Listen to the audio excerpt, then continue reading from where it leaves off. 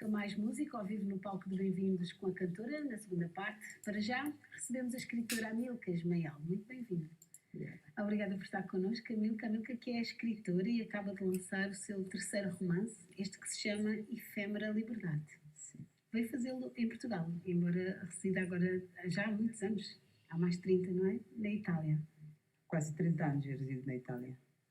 E antigamente tive a possibilidade de vir a apresentar aqui em Portugal, graças ao meu editor Câmara de Letras e aquele dos escritores moçambicanos da diáspora.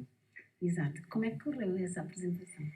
Não, foi boa. Gostei porque estavam presentes pessoas muito importantes que, como crítica do livro aqui em Lisboa e como escrevo até em língua, eu escrevi a minha língua original na escritura italiana. Eu escrevo em italiano, depois traduzo em português. Sim. E nesta Efêmera Liberdade, para mim foi uma honra para mim, porque consegui eu mesmo traduzir em português.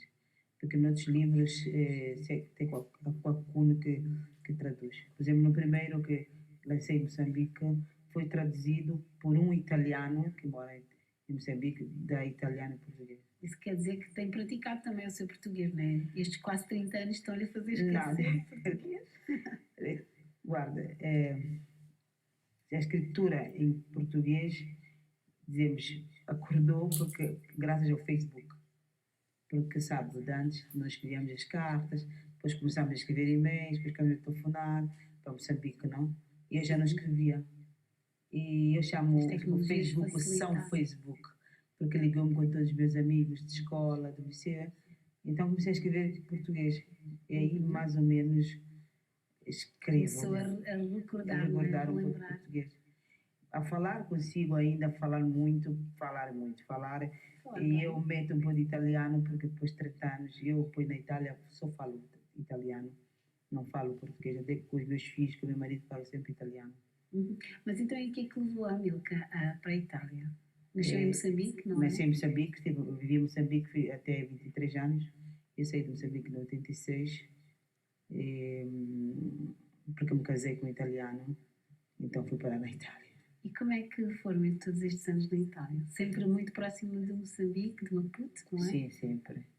Porque mesmo que eu vivo tantos anos, eu vivo muitos anos na Itália, vivi mais anos na Itália que em Moçambique, porque há 23 anos saí de Moçambique. Fazendo as contas, não é? Fazendo as contas, estou mais tempo em Itália. Mas eu tenho essa ligação com Moçambique, porque eu acho que as raízes são aquelas. Mesmo que eu não tenho nacionalidade moçambicana, mas as raízes são aquelas. Moçambique é sempre Moçambique. E na Itália, quando alguém faz a publicidade da apresentação do meu livro, escreve a escritora italiana, e eu não aceito, a escritora moçambicana. Italo-moçambicana, quer dizer, italiano-moçambicano. Já tem essas duas culturas bem enraizadas. Precisa. A raiz não sabe. Até porque há um romance seu, esta História de Nádia, que fala sobre Moçambique. Sim, não é? A História de Nádia fala sobre Moçambique, praticamente como foi visto com esta mudança da parte das pessoas da minha idade, né? Quando éramos crianças, partindo de uma família, de um homem que tinha 2 mulheres, a história dessa pessoa, e em paralelo com a história de Moçambique. No tempo colonial, a chegar ao momento de paz que foi assinada na Itália, através... Independência. Sim. Não, a paz, quando teve a paz, através da comunidade de Sant'Egidio, que é... Que mediou, exato. Mediou. Então, é uma paralela a esta história. É uma história muito interessante, porque conta mesmo como nós víamos, como nós crescemos, como nós vivíamos, se num tempo colonial, passando a independência, mas visto de olhos de criança daquele tempo. Exato. Mas este é o último trabalho e veio também apresentá-lo cá em Portugal. E este do que é que fala? Esse fala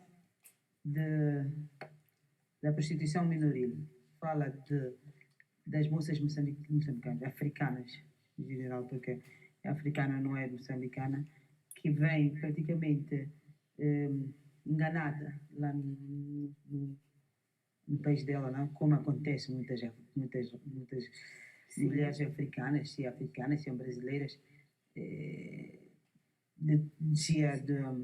Países do leste. de leste, muitas, mas que também africanas, que vêm para a Europa com uma promessa de trabalho, ou de escola, ou o que é. E elas, coitadas, vêm imersas na prostituição. E essa prostituição que eu contei nesse livro não é uma prostituição que nós vemos na estrada. É uma prostituição que é dentro, com pessoas importantes, com pessoas, condutores, advogados, aquela que nós não vemos, que talvez encontramos fora a pessoa e inclinamos para uma vida normal. Sim, que fosse, porque ela, praticamente, essa moça foi uma história inspirada numa história real. Verdadeira, sim. Essa moça foi levada da África para a Itália, neste caso, para a Itália, por um presidente de uma associação humanitária. Que ele era muito importante como presidente humanitária e, no fundo, tinha uma dupla personalidade. Sim. E este livro fala sobre isso. Exato, expõe o caso, expõe esta vida que estas jovens são sujeitas, mas depois chama a responsabilidade das autoridades, alguém de direito, para abordar e falar do tema. Mas uma coisa que tenho a dizer é que eu não faço política, não é uma questão política, é uma questão de tirar fora este problema que existe. Dar a conhecer. Dar conhecimento. Eu apresentei em Lisboa e praticamente daquilo que me disse, estava ali uma juíza de uma associação de jurídicos portugueses que estava ali, em Porto estava o Dr. Salvato, sim, que eles, fiquei muito emocionada com as palavras dele, na crítica que ele é uma pessoa importante e conhece a população africana e de como ele leu e acha que ele se foi para ali falar deste problema porque o livro mexeu com ele lá dentro e ele gostou desse livro porque tinha muito entusiasmo a falar desta história, porque é uma história que praticamente existe em todo o mundo. Uhum. Mas o livro, a apresentação, vai causando discussão, não é? No fundo é mesmo para... Mas era uma discussão muito boa, dizemos. Não uma discussão, às vezes, é aquela discussão que não tem nada a ver. Né?